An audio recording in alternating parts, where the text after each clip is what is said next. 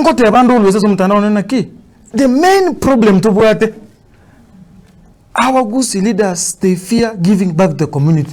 That is number one. They fear about to give back to the community. They don't want to give back to the community again to kill tangible bogera konya basai was say widows, we say widowers, we say vulnerable people, we say orphans. They don't want. They